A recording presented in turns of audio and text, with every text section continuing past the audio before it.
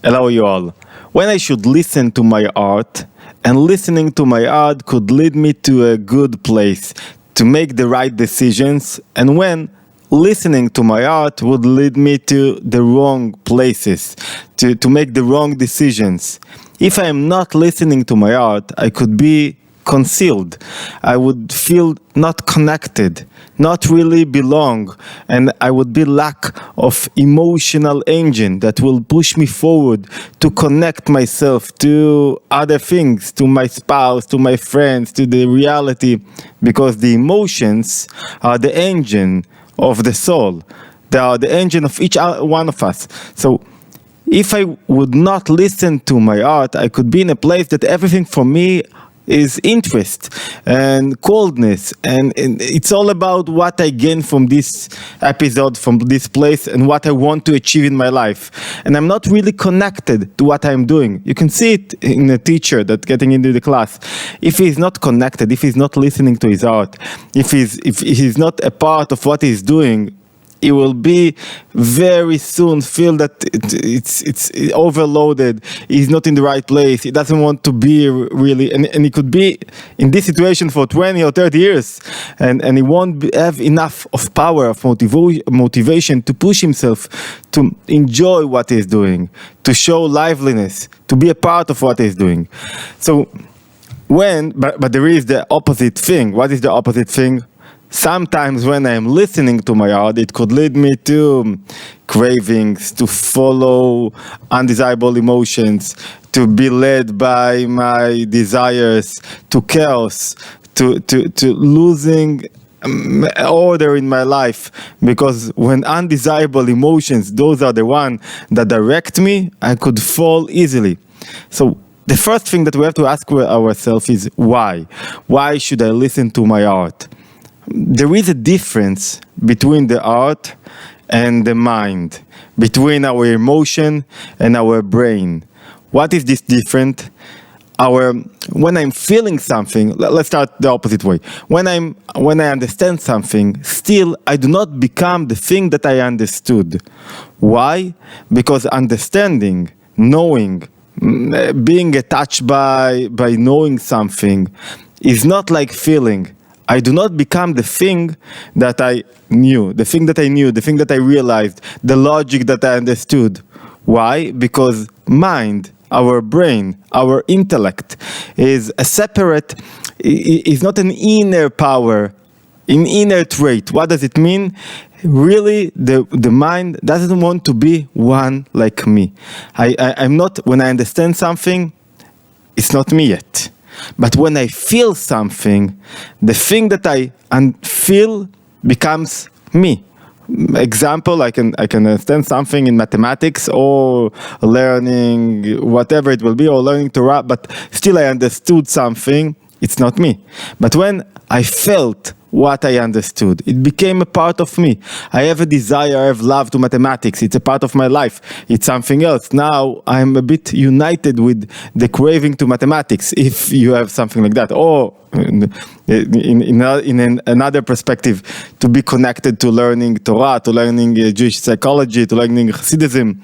So like you feel you are a part, something is a part of you when you feel it. When I feel something, I give it existence. It is existed. Without feeling, nothing is not nothing. The thing that I don't have feeling to him, I don't have emotion to that thing, does not exist for me. If I do not have emotion to my spouse, it's not existed. Coldness is getting into the marriage, into the relationship. If I do not have some kind of emotions, desire to my cup of coffee, I don't care about the cup of coffee. It does not exist for me. Like I can get into a picture, into a place, into some place, and if I do not have emotion to something, to the thing that I'm looking at, it is not existed for me. What does it mean? That, we see what we want to see. We see what we feel. Like, I feel that means I exist. And I want others to give me certification to my existence.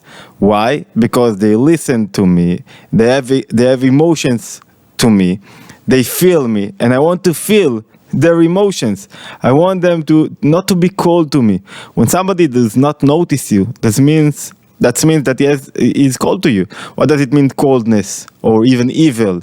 That he does not see you. There is no connection between you and him. What is this connection? He understands nothing. It's not about mind. It's not about intellect. It does not have any kind of emotions.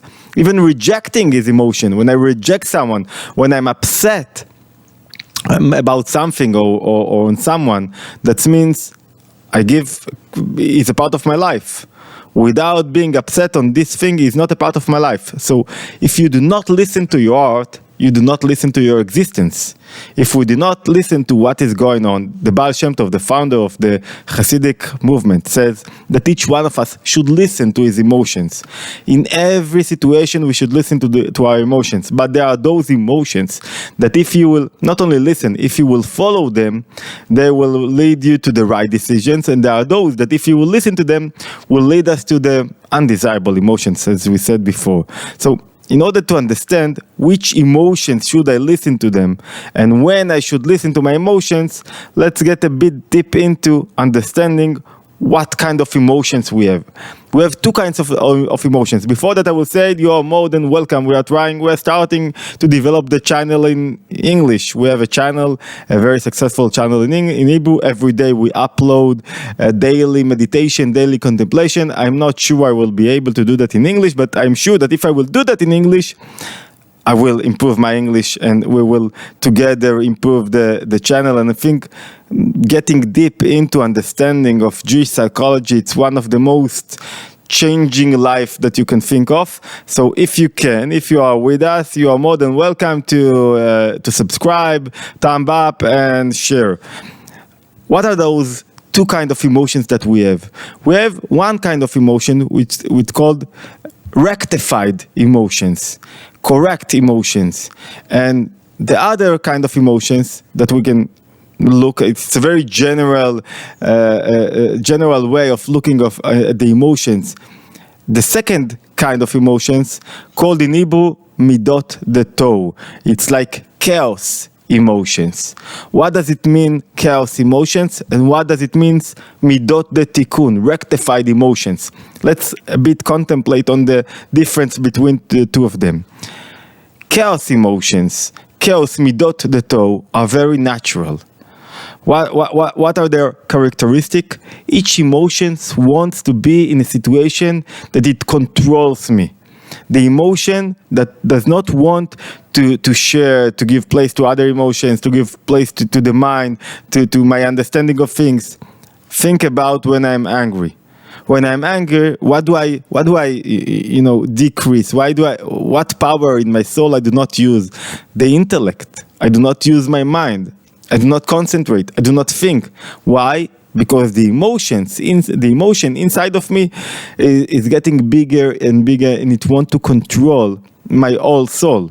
Think about despair or depression. When somebody is in depression, you think about it, he is always talking about himself.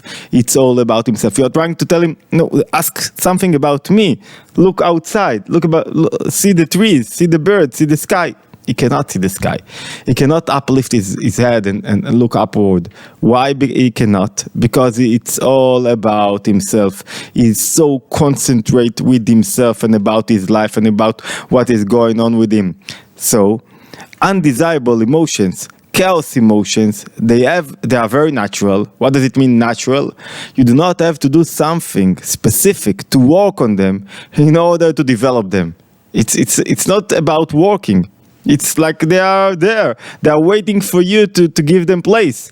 Like anxiety and stress and fear and agony and victimize and all kinds of emotions. Those are all just the way that we can describe the emotions. The emotion is the inner power that comes from the soul and push the human being to show, to reveal some kind of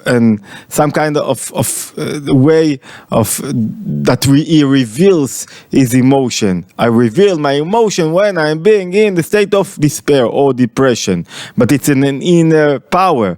It's only get a description. It's only get a way of revealing. That's what he said. So one kind of emotion that we have, it's the natural one. It's a chaos. Why is it chaos? Because it does not let nothing place. But not only this thing. Another characteristic of the chaos emotion of midot teto is what? Is that they lead you nowhere. They have no why. Where do you go?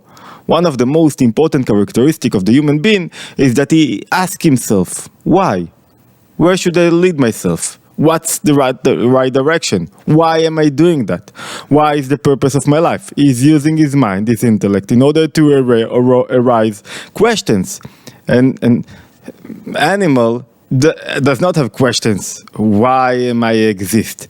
And usually it's a problem. Viktor Frankl destroyed so many people with the question of meaning, because a lot of people asking about what is my meaning in life, and they find very subjective answer. The subjective answer is, what about me? Am I doing a meaningful thing?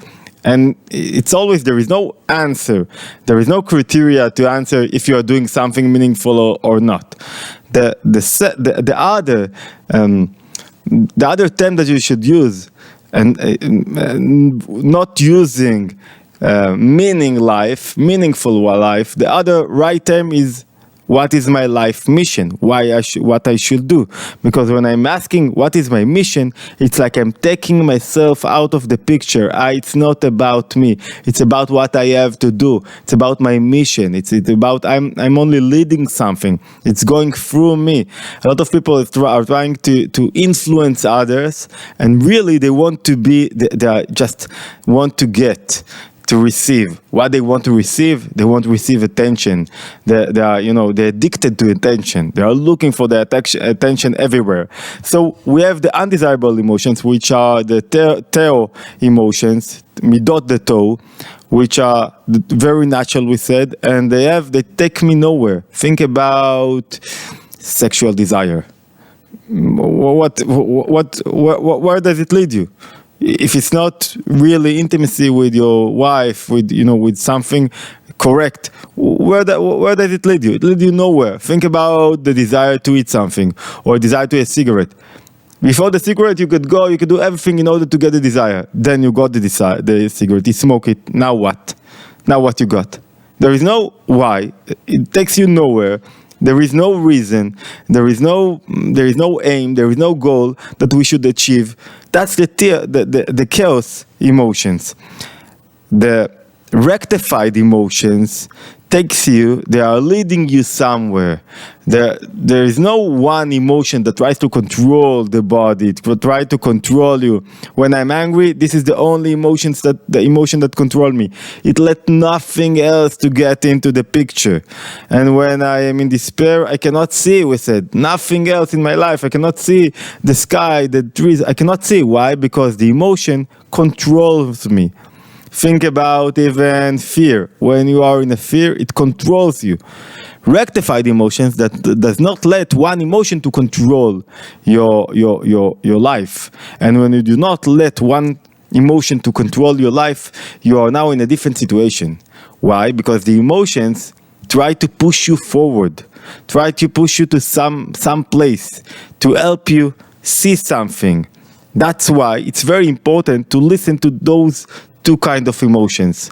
One emotions, the rectified emotions, if you will listen to them and if you will follow them, they will take you to a good place. Why? Because they are an engine.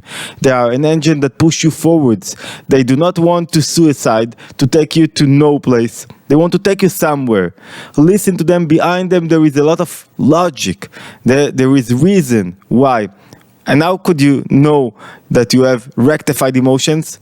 When you do not have one emotion that controls you, that try to be in a mode of, in Hebrew it's Ana Emloch, I will be the king. I am the only king. It's like when your emotion is not in this state of mind.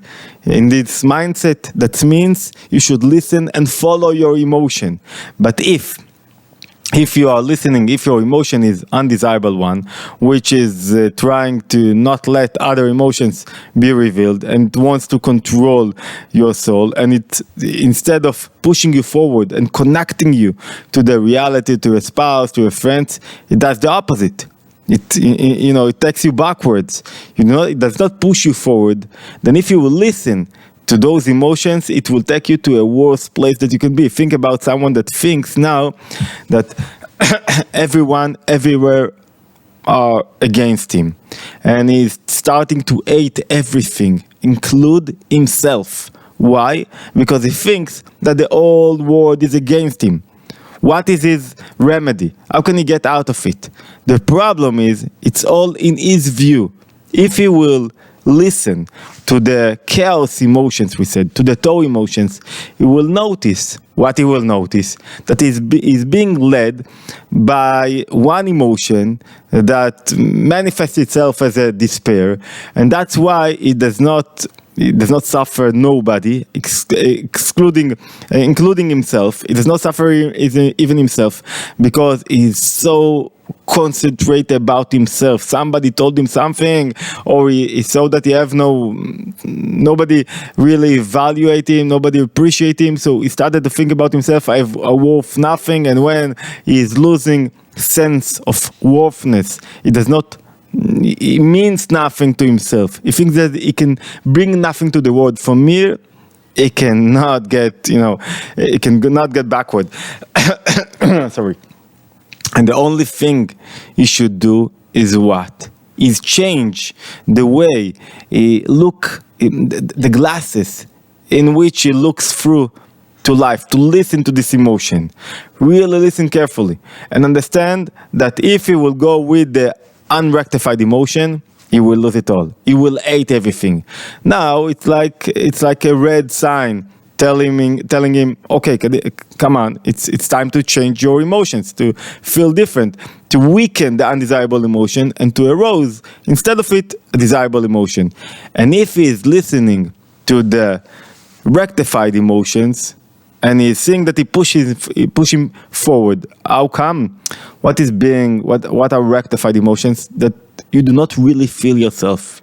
You feel your energy. You want to do things. You're waking early in the morning. You want to push yourself forward. It's not about you. And when it's not about you, you do not feel yourself so strong. You feel what you have to do, what the world needs from you. And when you listen to those rectified emotions, you are on the right trail.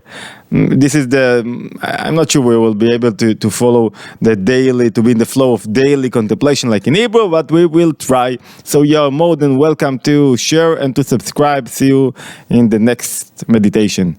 Bye.